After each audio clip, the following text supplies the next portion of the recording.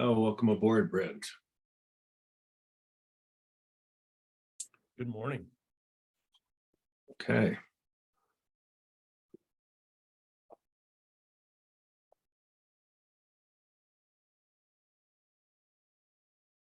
Okay, we're going to get started in just a few minutes, folks. Right at the top of the hour. And Brent, I saw your video before. It looked like you were looking good there. I believe so.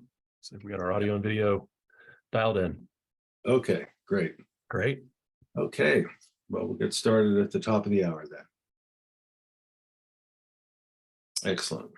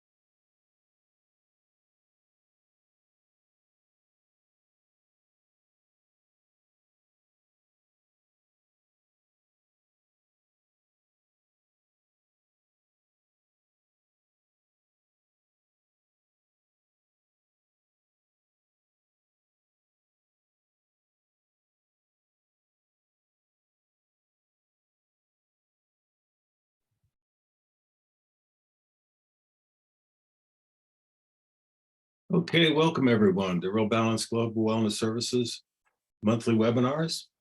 I'm your host, Dr. Michael Orlowski, and Real Balance Global Wellness is happy to bring these to you every month.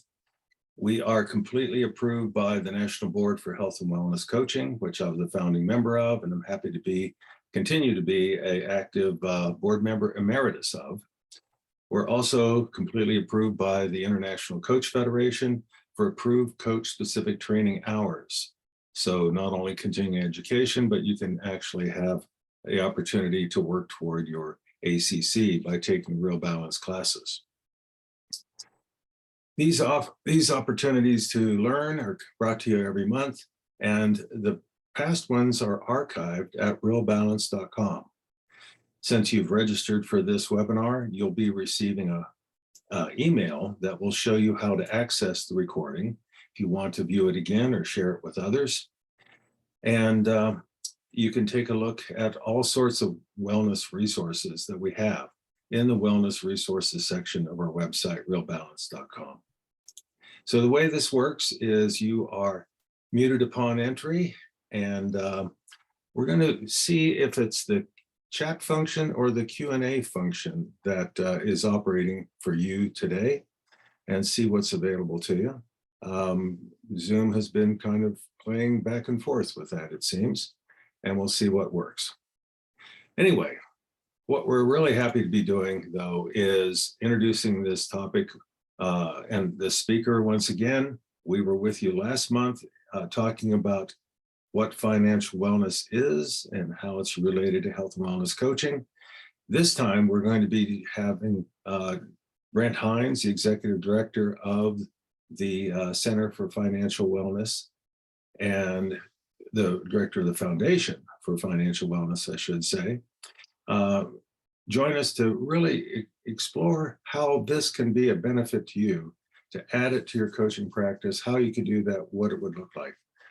Good to see you, Brent. How are you doing? Hey, we're doing great. Glad to be here. We got such great feedback last time, and the energy was so good. Really been looking forward to today. Yeah, and I see we've got another really good turnout today. And of course, a lot of people register for this and then watch it on their own good time later on.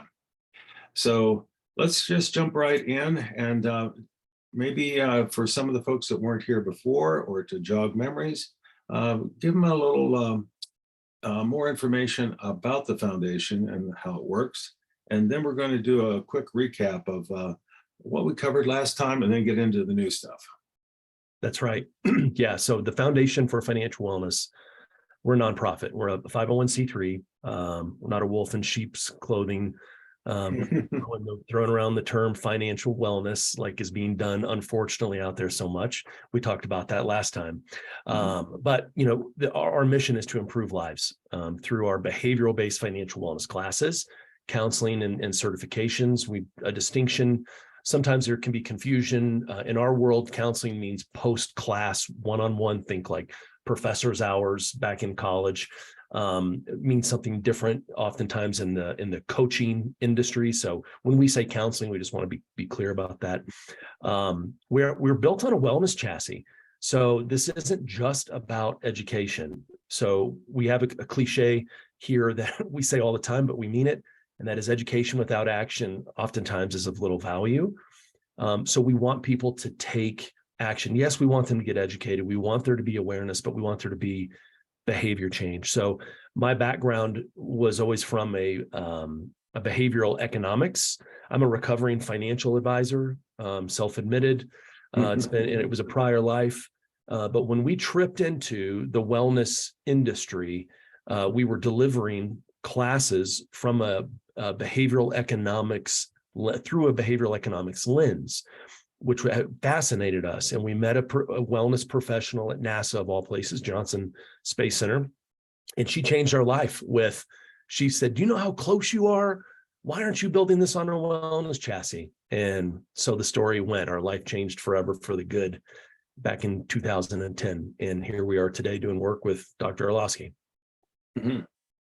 So I remember meeting you and folks there at the National Wellness Conference many years ago. It seems like many years ago, really wasn't all that many, I suppose, at this point. But the perfect fit, it just seemed. And let's give them a little recap of what we did cover last time, just to kind of, like I say, introduce it to new people real quick, but also to jog memories about just kind of the founding principles of what we're talking about here and why this is important, why it's an important part of wellness. Yeah. So, people are suffering in silence and sometimes not so silently. The thing really that's easy to point out right now is the inflation that we're dealing with, but it doesn't take inflationary times, or if we might have a recession around the corner, and it kind of brings it to the surface, and it's, people are already talking about it now, but this lives just below that boiling point all the time, and it's not getting better as the years have gone by. More income, more money, more material things aren't helping. So more education alone isn't helping. So workers who say financial stress is their most common cause of stress is off the charts, somewhere around, over 2/3 consistently. About half of Americans experience stress when dealing with finance. That could be opening bills, to buying groceries, to saving in their retirement plan, or funding their HSA. Like, touching finance, half of us say finance means stress, and that's just unfortunate. Somewhere around 60% of households don't have 3 months savings on hand. If you've been through any of our courses, you know that we use that 90-day as a starting point of emergency cash reserve. So that's why, and it's an industry standard, 3 months of emergency cash set aside is kind of like that, that foundational, we call it your new zero when we teach our classes. And more than half of the country doesn't have an appropriate emergency cash reserve set up to be a firewall, because Murphy's Law, Murphy's going to show up. And there's no wonder why so many people have to make really tough and poor financial decisions when Murphy does show up. And then over 1/3 of us have at any given point active debt collections on our credit file. So, we could have pulled in, Dr. Orlowski, dozens of different stats that paint this doomsday. Like, there's stuff happening out there. It's not all bad, and it's recoverable, and we can change the trajectory of this. But this is us just calling a thing, that this is happening, and people are stressed.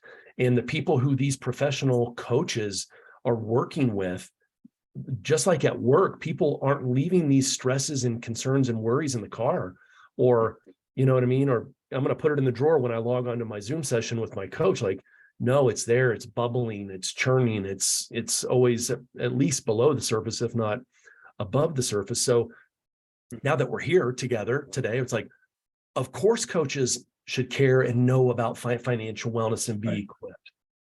Yeah, and most coaches are equipped to help people attempt to recover from the stress that they're feeling. But when it comes to the sources of stress and how to deal with them, this is often an area where we feel kind of like throwing our hands up in the air. What do we do about it? Well, gee, I wish my client wasn't, suffering like this. But we're going to talk about what we can do that's more than just wishing. So it's a key part of wellness. It's part of the many, models that we have, like this one from the National Wellness Institute, where, every one of these dimensions is related. It is. And as I'm sure everyone on this call already knows, we're preaching to the choir a bit here, but none of these live in a vacuum, right? I'd love to hear the argument of, tell me which one of these, and like you said, we just picked the NWI model here, and it doesn't matter on the model, but right, which one of these dimensions is immune from financial stress? None. Is that a short answer? So we just go around the wheel there with, physical, like, people aren't going to the doctor when they need to because of money. Of course, 1 in 3 adults report that money is their primary form of conflict. We're seeing people with, like, what's the equivalent of 13 points, a point drop in their IQ. Spiritually, people, like, this is just an example, only 1% of Americans who earn more than 75K as an individual are giving 10% or more to charity, emotional, these get scary here. The likelihood of having a mental health problem is 3 times higher among people who have, when we say debt, consumer debt. We exclude mortgage debt, and then employees with high financial anxiety are 2 times more likely to take sick days when they're not sick. So there's no getting away from it. Yeah. And for health and wellness coaches, I think, we've got to really drive this home that most of the physical, medical problems that our clients have are either caused by stress or exacerbated by stress. I used to do a ton of work with stress-related disorders and biofeedback and all that kind of thing. And I was always amazed at the amazing interconnection between the two. And I always said that the 2 greatest sources of stress that I observed in people and in my own life were financial stress and relationship stress. So this is a real important topic to tackle. And that's why we have to bring it into coaching, really. But the way we bring it in, we're not financial advisors. So let's talk about, just how that can work. What are we really doing here? Yeah, I think, if there was one takeaway of both of these webinars, Dr. Lasky, it would be you don't have to be a financial expert to be a great financial wellness coach or a financial wellness advocate. There's really nothing new here. It's just a different application of what you all are already doing very, very well. Uncovering the source of the financially generated stress, and then helping clients focus on steps forward and beyond those challenges, and providing strategies. And inside of our training, we built this on the framework, on the chassis, if you will, of Real Balance Global Wellness and the work that Dr. Lasky has done for decades. So none of this is new or obscure. It's all the things that, and I know we're here and it sounds biased, but all the things we love about your model. It's just, let's not ignore the financial component. Let's take those same tools and the same methodology and philosophy and apply it to money. Exactly. Yeah, so we're going to get into talking about the actual benefits. There's lots of coaches doing lots of great work out there. We're going to talk about how having some real expertise in this area can really benefit your coaching practice. So there's coaches that aren't actually doing, one-on-one coaching. And perhaps for them, this could really be something to add. And it might be, a real way to enhance your way of coaching and what all you do, what all you cover in coaching. Sometimes coaches are always told to, have a niche or a niche or however you want to pronounce it. It's always thrown around both ways. Depends on how French you want to be, I guess. But sometimes coaches narrow themselves too much. And when we work with people in a holistic manner, this is going to come up. So for corporate health and wellness coaches, it may be also something to think about. You've got a team of coaches working with people. Inevitably, they're going to have discussions with their clients about the stress that finances are causing. By the way, I'd throw this in here, Dr. Lasky, is how about anyone that's out there listening to this and in their practice, but what about in their personal life? With friends, family, children, spouses, right? Having this skill set, what a great way to just serve people well. Exactly. Well, I think one of the things that can help coaches kind of relax into this and understand what their role is this what, how, and why approach to what we really do in coaching. And we always say that the what to do, what our clients need to do, this is where we're not trying to be the financial advisor. And it's very much, Brent and I were talking about this with his, compadre Brendan. And we were talking about how, it's a lot like when a health and wellness coach is working with somebody that has a health challenge. We don't have to have a treatment level of knowledge about that health challenge to help someone really improve their lifestyle that's going to enhance and make a more positive direction for the course of that illness, or even prevent it or whatever it might be. So in a similar kind of way, our role is not the what to do. That's going to come from a trusted financial advisor, from other resources. It's a lot like, I realized it was a lot like the treatment plan or lifestyle prescription that a coach often gets from these outside experts, right? So our job comes back to what we do best. Our client knows that they should be saving those, 3 months in reserve. They know they should be cutting down on unnecessary expenses. However, the road to a certain location is paved with good intentions, right? And how to do it, how to create a plan with a coach to actually implement what they know they need to be doing. That's where we shine. And that's where there's a piece in this whole puzzle here for the coach that can work in this territory. And then it's about helping people find a real motivation to do this, to connect with that motivation. And that's what we do in coaching also. So that kind of lines it out for you, really. What would you add to that, Brad? Anything? I was just thinking to myself, if we had to pick one slide for this entire talk today, it would probably be this one. Yeah, I think, well, my experience anyway, training over 14,000 health and wellness coaches, is that most of the folks that are attracted to that field don't have a business background. Whereas if you look at leadership coaching, executive coaching, business coaching, lots of them have business backgrounds. Some do in health and wellness coaching, but for the most part, they have more of a human helping background of one kind or another.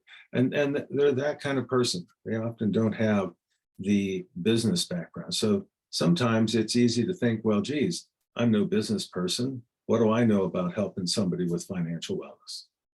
When we look at this model and just see the what, the how, and the why, it's like I said, you don't have to have a medical degree to be a health and wellness coach. Right. At the end of the day, it's about people. Exactly. So let's get into some real specifics about, reasons, benefits of really adding this to the coaching that we're doing. Number one. Go ahead, Brent.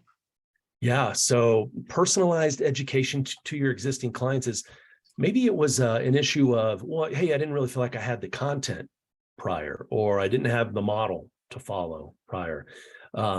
This, I think, serves this first reason on a couple of levels. One, it gives you the model, and you're providing the outside energy source, but it could take relationships to a personal level that maybe you weren't getting to prior. Dr. Lasky, you're the coach. Does that seem reasonable from your perspective that, hey, this might take relationships to another level? Well, what pops in my mind is the word trust. And if there's a couple things that people have to feel real trust about to discuss, it is relationships, what's important, in their home and their family and their personal life, and it is probably their finances. Coaches, when we approach this territory, we always ask permission to go there. Yeah. We always want to make sure there's enough trust to start having these conversations. And one of the things that builds trust is a feeling that the person I'm talking with is competent. Competency builds trust. Think about going to a dentist. If your dentist, doesn't seem competent, you're not going to trust them, probably not going to go back. But when there's some competency in this area, at least where the person, the coach seems like they really do have a good handle on this, I think trust can really build. The also, this is really more of a question for you. Knowing that finances are such a common barrier to improvements in other part of someone's total well-being,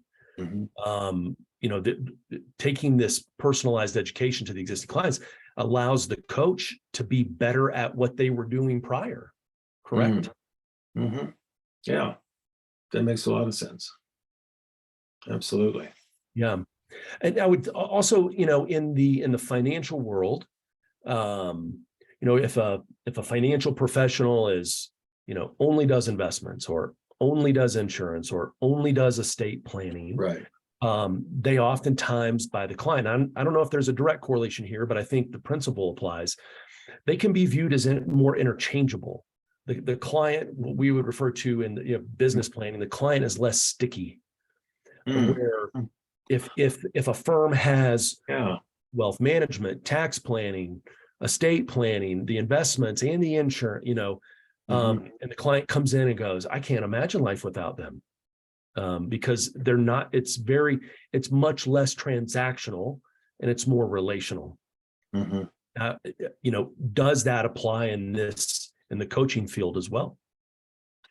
Well, there's such a difference between we're always talking about the consultation model versus the coaching model.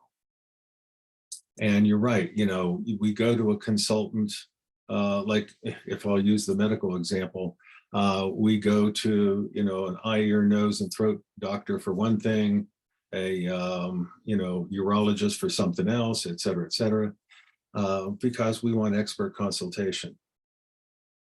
What we're talking about here is the client that says, I've had some good, financial advice, but it's just not happening. I'm just not getting it done. I'm still, struggling like crazy. Yeah. And we ask about, well, what's been so difficult about implementing what, you've been advised to do. And that's where people don't have what good old James Prochaska calls a behavioral change IQ that's high enough. And we can raise that IQ with somebody by helping them see how you change behavior. Okay. Maybe that person even has a connection between their emotions and their spending. Yeah. We hear all the time about people that struggle with, I'm under stress, I go out and buy something, right? And whatever that might be, that's their favorite thing, right? Yeah. I'm an outdoorsman, and we joke all the time about guys that buy even more fishing gear, and you've only got one hand that can hold a rod at a time, but it's that kind of thing that might be a connection that a coach could work with that might really change everything. Helping someone discover, how do I actually do this? How do I actually save? How do I actually get this done? Right. The financial planner that builds a plan for someone and it's crystal clear to accomplish your goals with these assumptions, we need to find a way for you to save $400 more a month. Right. Number. That financial advisor for the most part, is no more equipped to help the person actually carry out the human behavior, much less what's happening between their ears to get the extra $400. Exactly. So there's this gap. So the coach doesn't need to know, well, should that go in a money market or should that go to a brokerage account? That's not your job. And the reason you're needed is really now I'm biased now against the industry I came from. They're not equipped for that. Yeah. Right. Like, well, yeah. Help you carry it out. The parallel just keeps coming to my mind. You're talking about the financial advisor that's sitting there with the calculator and doing the math. It's a lot like the physician that says, okay, what's your BMI and your age and, your cholesterol level, and boy, you need statins. Kaboom. Yeah. So Yes. It's calculations now, and it's direct advice, maybe even orders from your physician or whatever. Right. You need to do this. Yeah. Well, financially, you can get the same admonishment but admonishment does not equal results. And that's where behavior comes in. That's where the coach comes in. That's why we're doing this. And, in the wellness world, if you believe that, effective wellness needs to include, like, it needs to be positive and affirming, Mhm. you're probably not getting that in the financial advisor's office. And I'm generalizing here, but I come from, it's like, I'm from there. I can make fun of them a bit. And we train them. We're like, Yeah. stop making, like, you're not here to get your emotional rocks off and to get your ego stroked. So Right. stop with the fancy office and the expensive suit and the Rolex. If you're really here to help people, the admonishment has to stop. Stop the judging and the looking Yeah. down your nose, right? Oh, So yeah, yeah. Well, everybody hates to be judged and treated like that. And having all those shoulds laid on us, right? Whether it's, well, you should stop smoking, or you should do a better job with your finances. And so the coach has learned, and been trained right from the get-go, that should, language doesn't work with people, dirty word. Yeah. that we Yeah, can't so- make anybody do anything. So just go save $400 more a month. You're like, oh, should I? Or now go lose 40 pounds. Oh, should I? Okay. Yeah, Thanks. just snap the fingers, right? Yeah. Yeah. So, what we're talking about here is, helping a person really assess all areas, create a plan with them, co-create a plan with them. And the other thing that financial wellness coaching can do is it can actually help, having that introduction with people may unearth what else is really going on, and may open up some health and wellness concerns, right? Can work that way too. Yeah. You preach this, Dr. Orlowski, when I've sat through your training, that the problem that the person brings to the table is rarely the real, air quote, problem. Mhm. I call it the admission ticket. That's right. The acceptable thing to talk about that does not show a sign of weakness. Hey, you're just smart to talk to somebody about your finances, right? However, what's really going on? Well, once I trust you enough, I may reveal that. Right.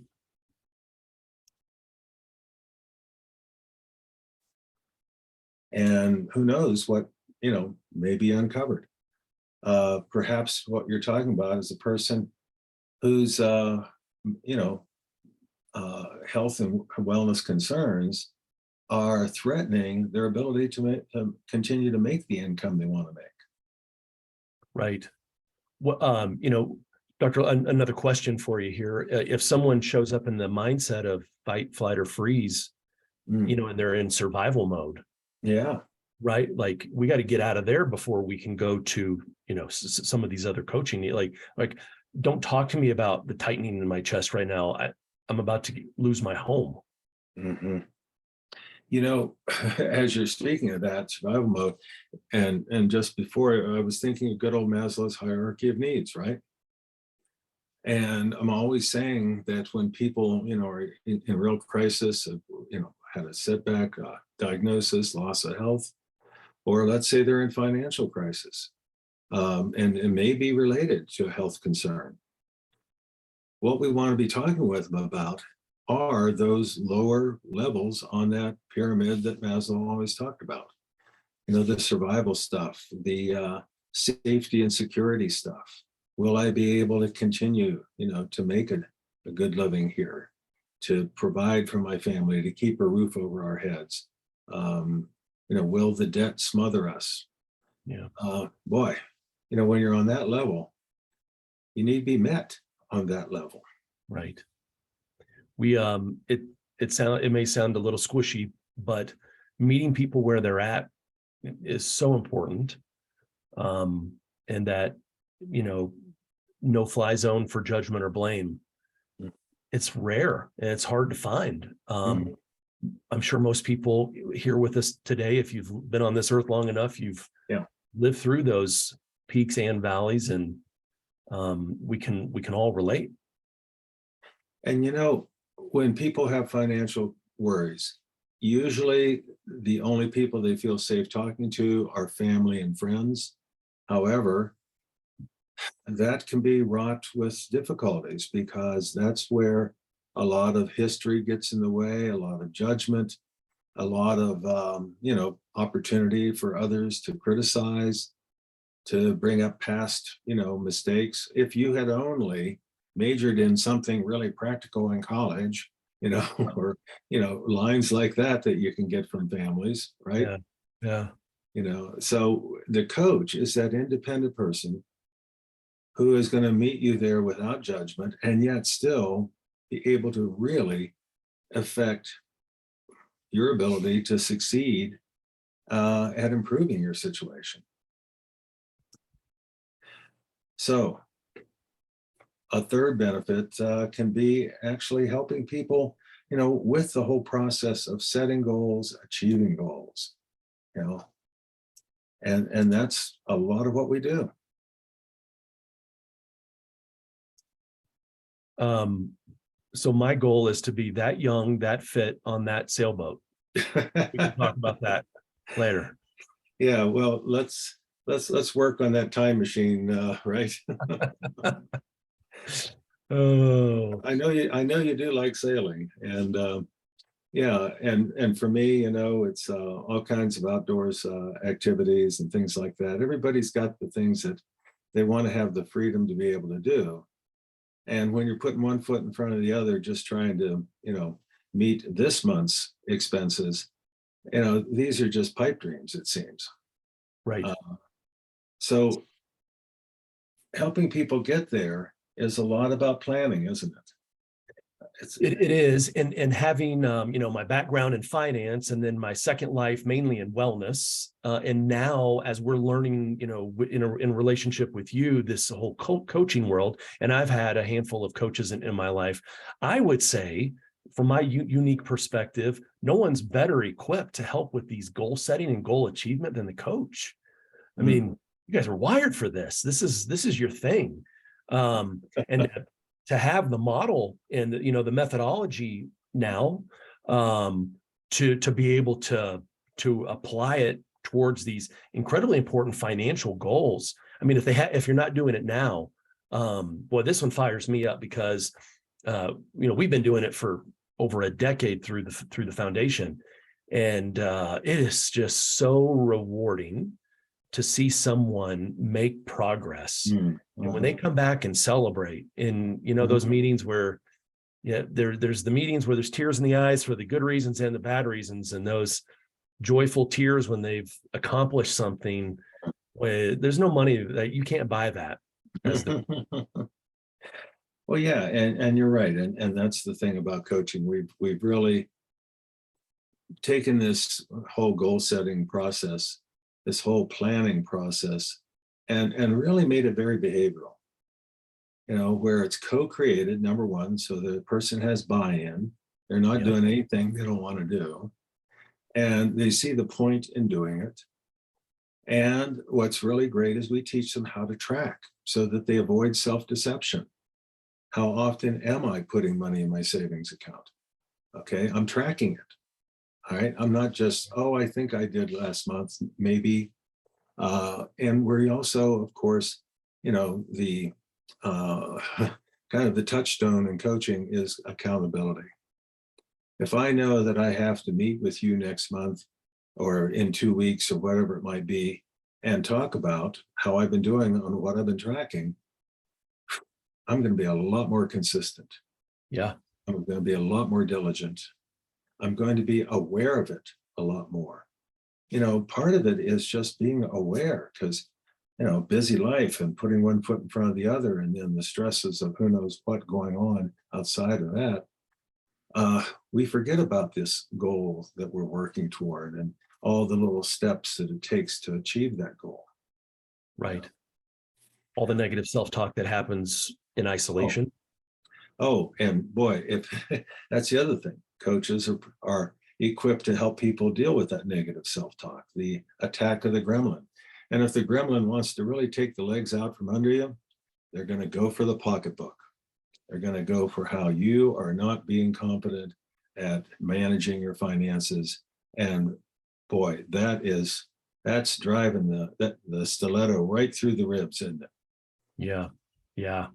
The all those scripts, tapes, records, we refer to it at the foundation as your relationship with money. Yeah. How long and how deep seated those are. Like, my mom and dad weren't good with money. I'll never be good with money. Budgets don't work. They never have.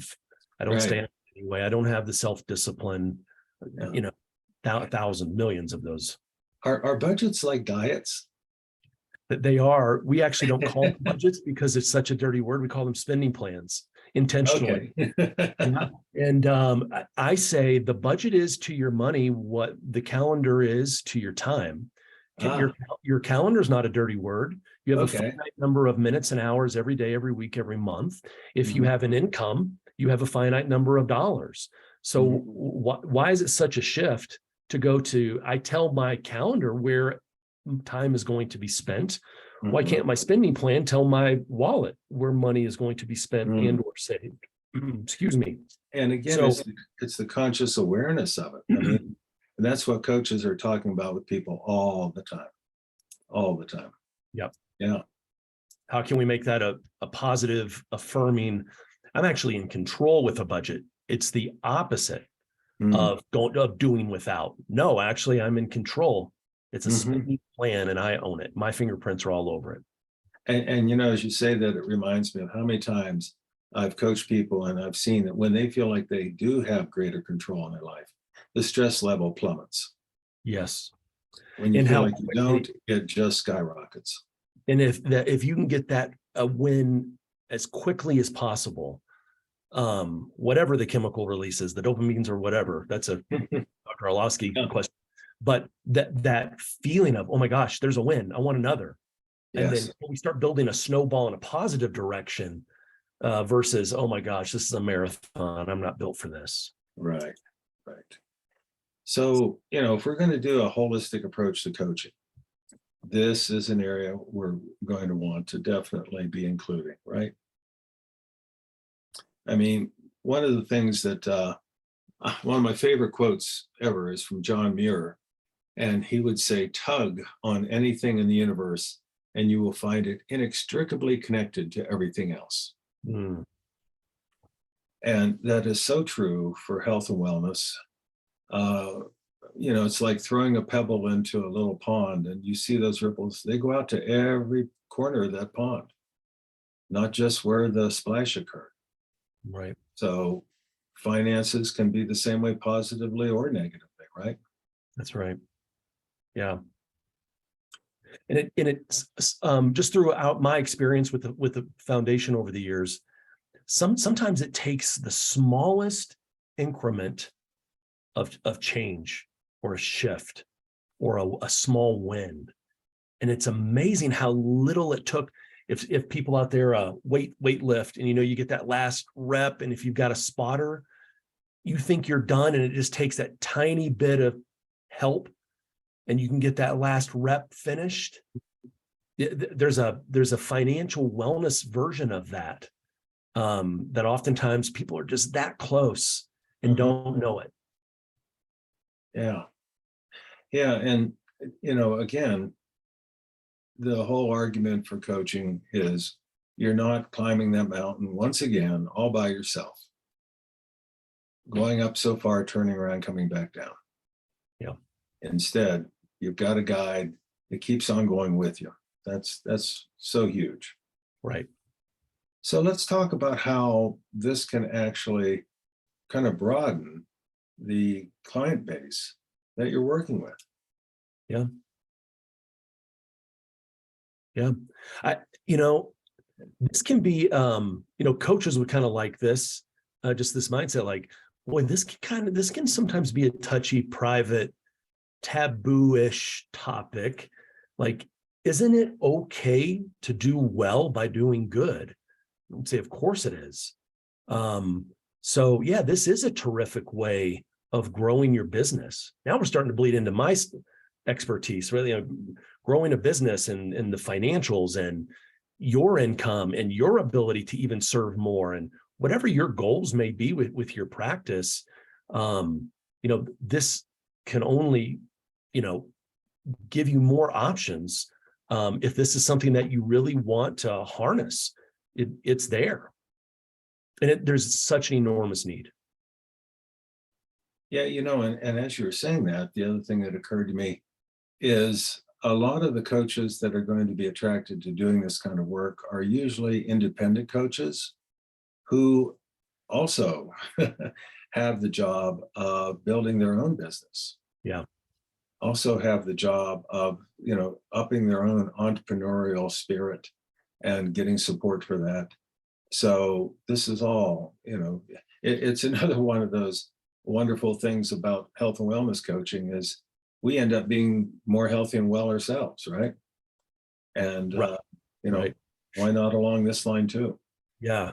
Versus the cobbler's kids have no shoes. Right. Yeah. So just kind of a thought for everyone to chew on in sometime, and we hope to do it before the end of this calendar year. We have curriculum on everything financial wellness related out there. Maybe not everything, but we're working towards it. We want to build it's a vision of ours to build a series for the solopreneur, the private practitioner, right? Because where else can you go get training, coaching, advice, a system? We may title that series, Why Have a System? So that you're not out there reinventing the wheel and guessing from driving revenue to paying payroll taxes to rent and lease and your P&Ls and all of those, right? Like that's part of your financial wellness as a private practitioner. Exactly. Yeah.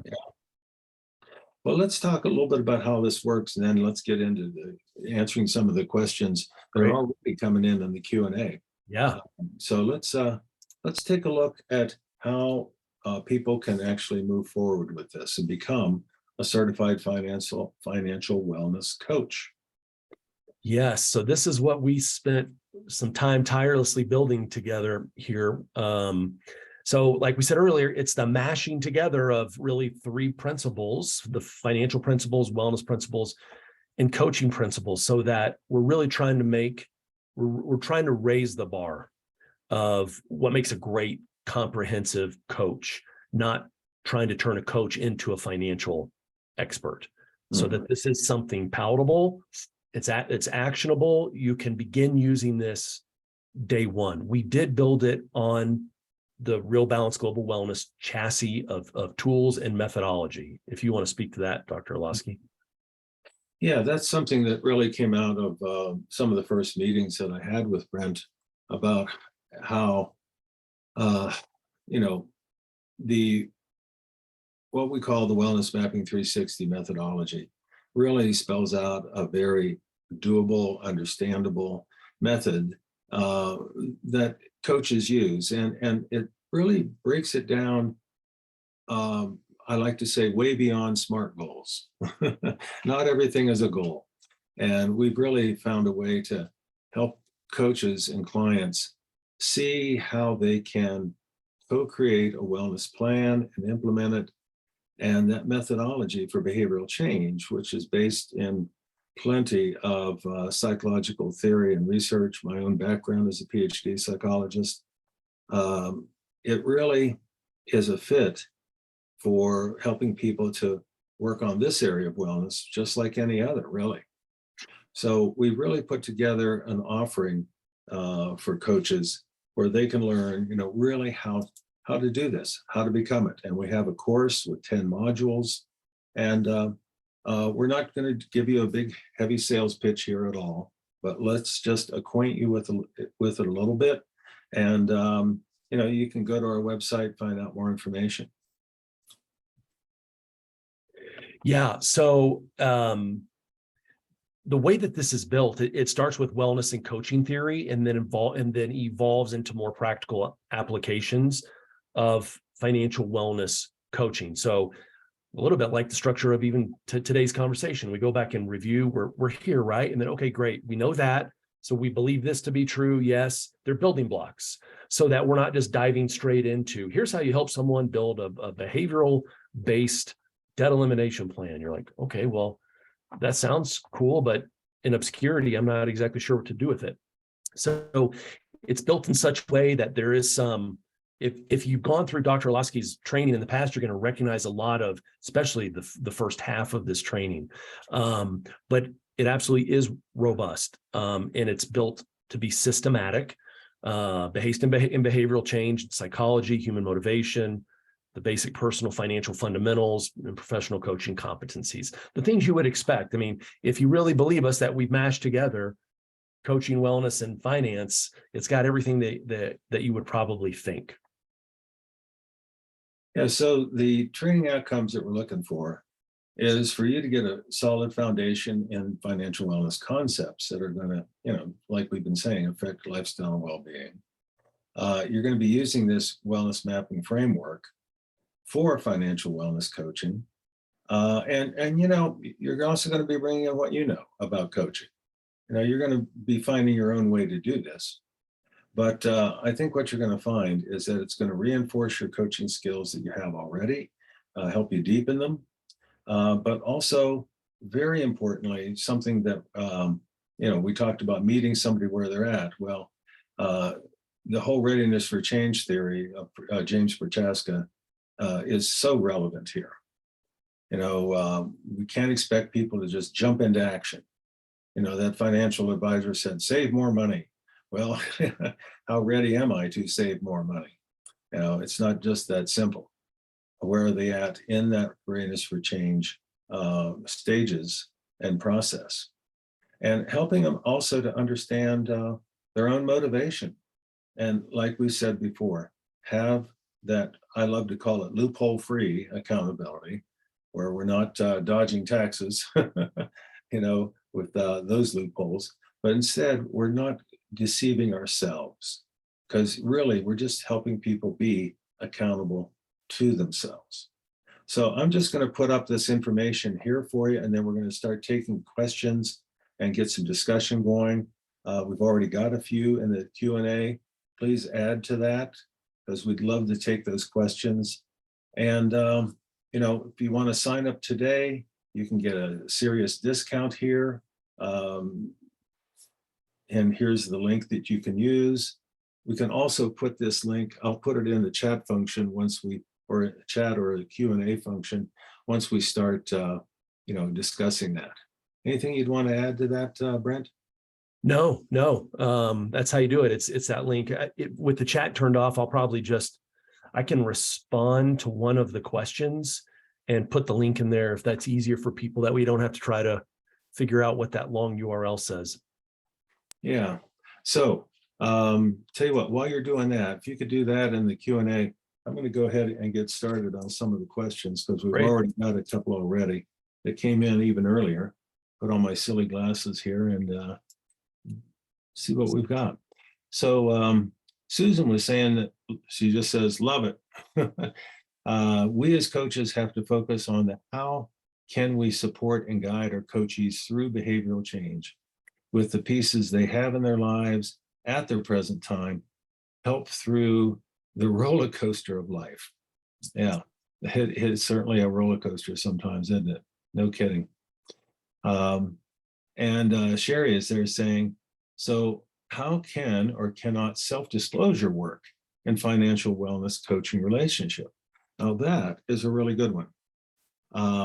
Something that I've written a lot about is how to use self-disclosure appropriately.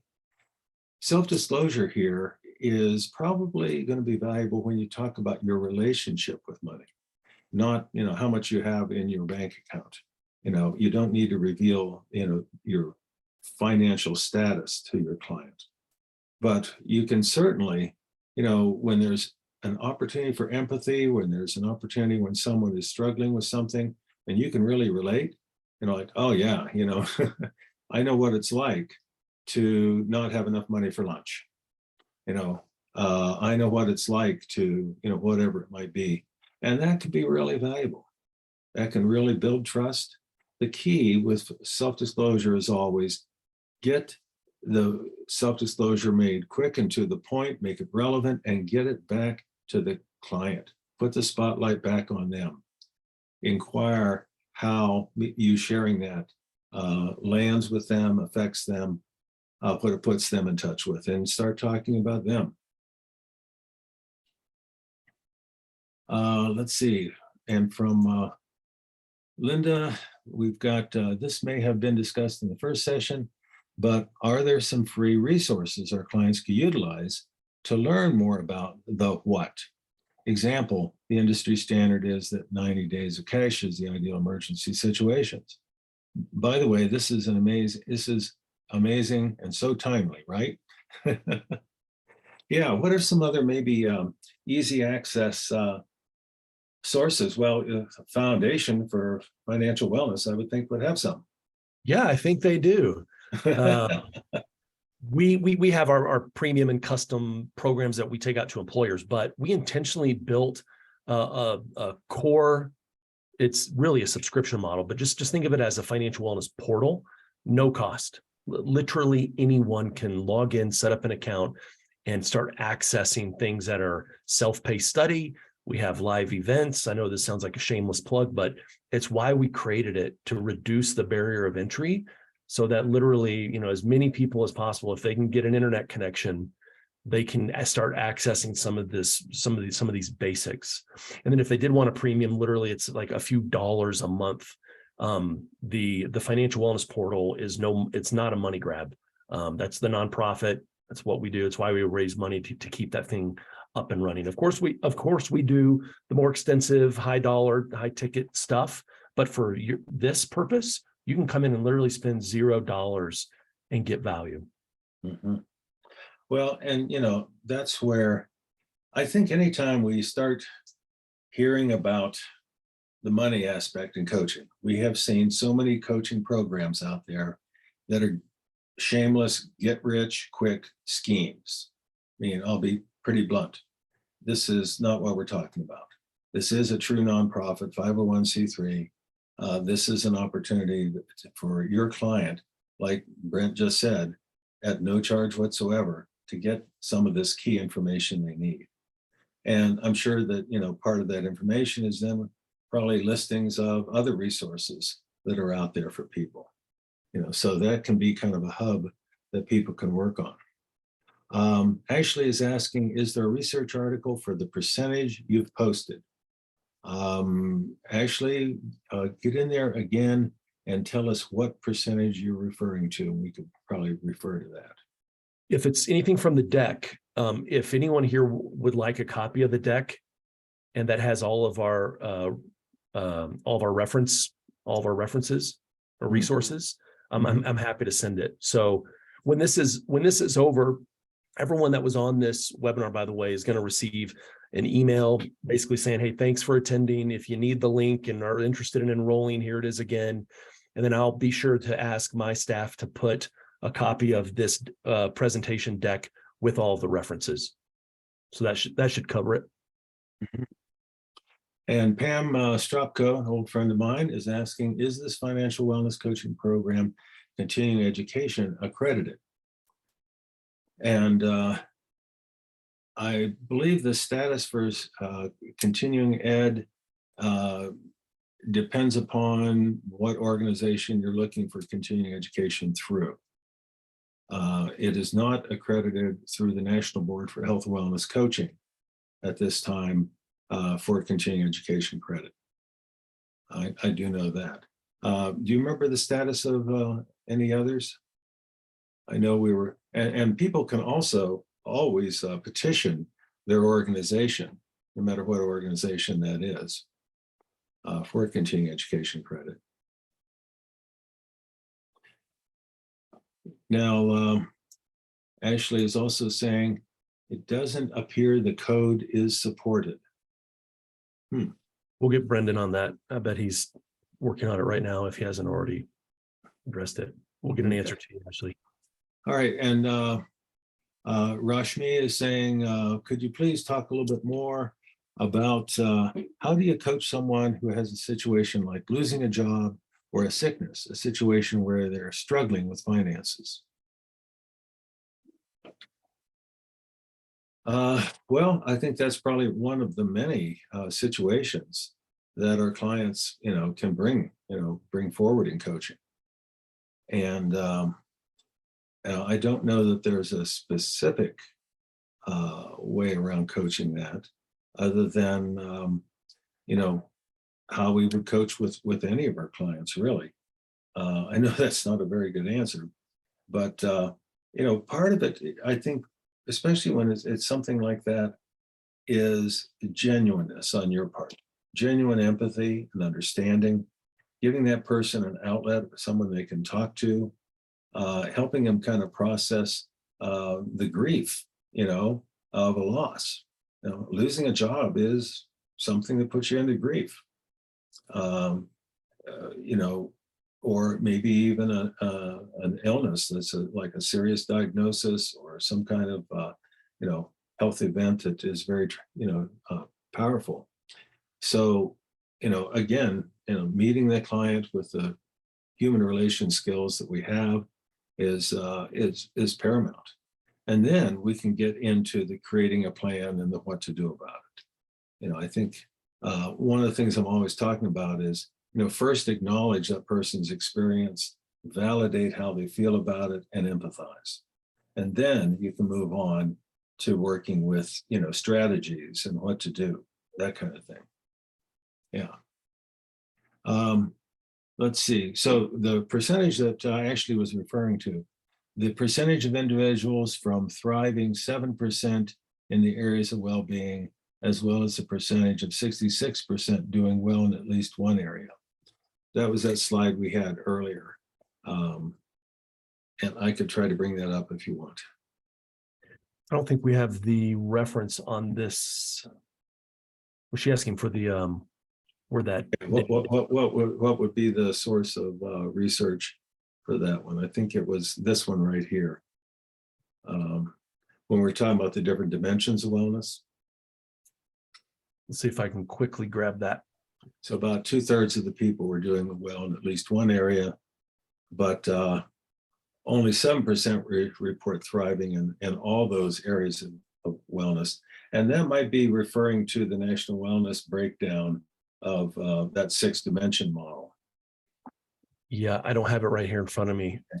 So I would think that might be National Wellness Institute Probably for that research. Wouldn't you say? Yeah, I'll be sure to have it in the deck that we send out with the all those references. Okay. I don't have it at my fingertips. Yeah. Did you know that 82.3% of all statistics are made up on the spot? And that may be quite true.